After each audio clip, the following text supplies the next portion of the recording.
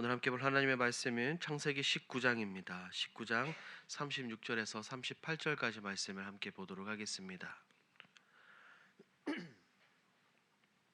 창세기 19장 36절에서 38절까지 우리 한 목소리로 함께 읽도록 합니다. 롯의 두 딸이 아버지로 말미암아 임신하고 큰 딸은 아들을 낳아 이름을 모압이라 하였으니 오늘날 모압의 조상이요 작은 딸도 아들을 낳아 이름을 베남이라 하였으니 오늘날 암몬 자손의 조상이었더라. 아멘. 소돔에서 구원받은 롯은 결국 산으로 도망가 동굴에 거주하게 됩니다.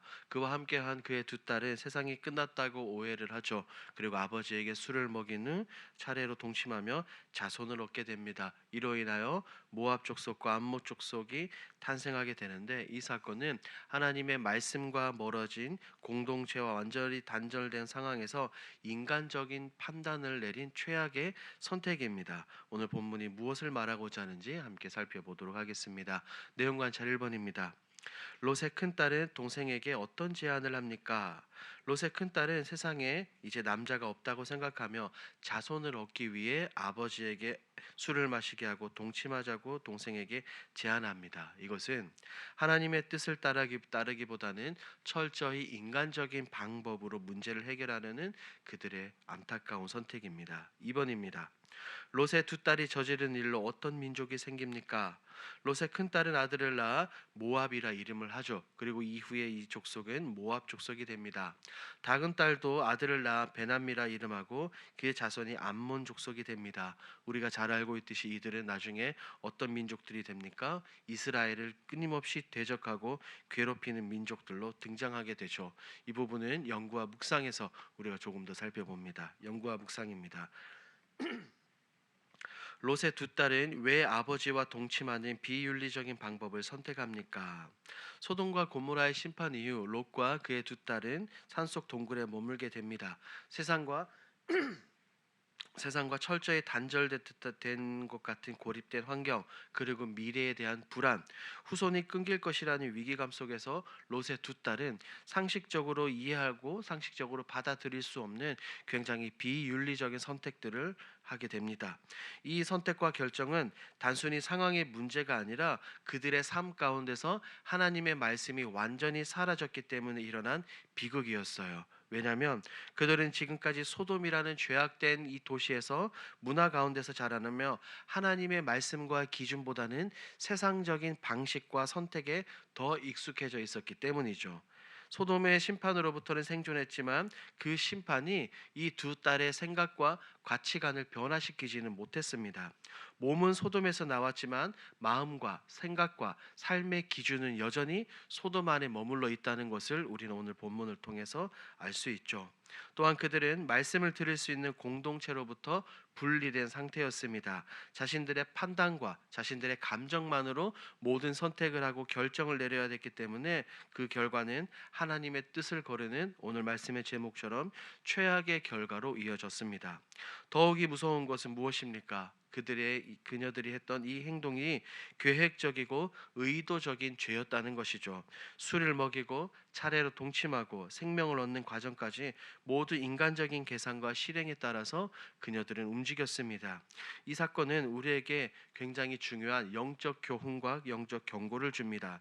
말씀 없는 판단과 생각은 언제나 위험하며 죄악 속에 형성된 생각은 그 자체로 우리 가운데 파괴적인 결과, 파괴적인 열매를 낳는다는 것을 기억해야 합니다. 앞서 언급드린 것처럼 이 결정으로 태어난 모압과 암몬 족속은 훗날 하나님의 백성 이스라엘 백성들을 끊임없이 괴롭히고 대적하는 민족들이 되죠. 하나님의 뜻을 떠난 선택은 단순히 가정과 개인의 실패가 아니라 후대까지 이어지는 아픔과 고통이 씨앗이 될 수 있음을 오늘 본문은 우리에게 분명하게 보여줍니다. 느낀 점입니다. 하나님의 말씀에서 멀어져 세상 방식에 따라 최악을 선택하는 롯의 두 딸을 보며 무엇을 느낍니까? 롯의 두 딸은 이런 극단적인 상황 가운데 하나님께 묻지 않고 스스로 판단하고 스스로 결정하고 선택했습니다. 그 결과는 도덕적으로도 그리고 신앙적으로도 굉장히 납득하기 어려운 최악의 선택이었고, 그 열매는 오랫동안 이스라엘 백성을 고통을 주는 결과로 이어졌습니다. 이러한 모습들을 보며 오늘 본문을 보며 굉장히 마음이 무거워집니다. 하나님의 말씀 없이 세상의 방식만 남게 되었을 때 인간은 얼마나 어리석고 파괴적인 선택을 할 수 있는지 그 실상을 적나라하게 보게 되죠. 롯의 두 딸은 구원받았지만 그 구원이 삶을 변화시키지는 못했습니다. 하나님의 말씀으로 살기보다 소돔에서 보고 배운 방식과 죄의 문화가 여전히 그들을 지배하고 있었던 것이죠. 이 장면을 묵상하며 우리 역시 하나님의 말씀이 아니라 세상의 가치관과 세상의 계산과 본능으로 살아가고 있지는 않았는지 생각해 봅니다. 신앙인, 그리스도인이라는 이름을 가지고 있어도 말씀에서 멀어진다면, 말씀과 단절된다면 우리도 얼마든지 잘못된 선택, 잘못된 결정을 할 수 있다는 사실이 때로는 굉장히 두렵게 느껴집니다. 더불어 신앙은 말씀이 가까운 삶이며 회복은 세상의 생각을 말씀으로 비춘다는 것을 다시 한번 생각해 보게 됩니다. 적용을 봅니다. 급박한 상황에 몰려 세상적인 방법을 선택했던 적은 언제입니까? 삶의 어떤 순간 문제는 굉장히 시급하고 여유는 없고 기도할 틈도 없다고 여겨졌을 때가 종종 있었습니다. 그때는 하나님의 뜻을 기다리기보다 제 스스로 생각하고 선택하고 결정을 내렸던 적이 굉장히 많아요. 이럴 때 떠오르는 성경 인물이 사울입니다. 사울 왕이죠. 블레셋 군대가 밀려오고 백성들은 두려워 도망가고 사무엘은 약속된 시간에 나타나지 않자 그는 어떤 선택을 합니까? 사무엘 대신에 그가 하나님 앞에서 제사를 드려버립니다. 급박한 상황을 자기 방식대로 처리해 버렸던 것이죠. 그 행동은 어떤 결과를 낳게 됩니까? 하나님이 완전히 그를 떠나게 되는 겁니다. 급할수록 멈추고 말씀을 들어야 하는데 그 순간을 놓치면 회복하기 어려운 상황들을 맞이하게 됩니다. 이런 교훈을 오늘 본문을 통해서 다시 깨닫게 되는 겁니다. 마지막 결단을 봅니다. 어떤 어려움이 있어도 하나님의 말씀대로 선택하기 위해 오늘 무엇을 실천하겠습니까? 오늘 주어진 말씀을 생각하며 다음과 같은 한 가지 큰 결단을 해보는 것은 어떻겠습니까? 다름 아닌 중요한 결정을 앞두고 즉시 판단하지 않고 말씀을 펴고 기도해 보는 것입니다.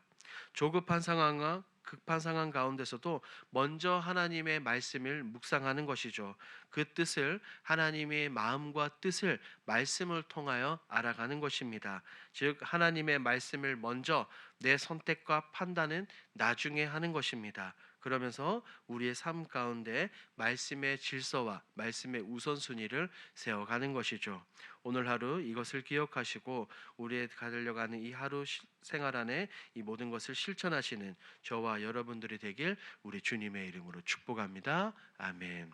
오늘 들은 말씀을 기억하면서 함께 기도하겠습니다. 첫 번째, 하나님의 말씀을 가까이 하며 말씀의 인도에 따라 살아가게 하옵소서. 두 번째, 어떤 어려움이 닥쳐도 세상의 방법이 아닌 하나님의 뜻에 살아가는 믿음을 갖게 하옵소서.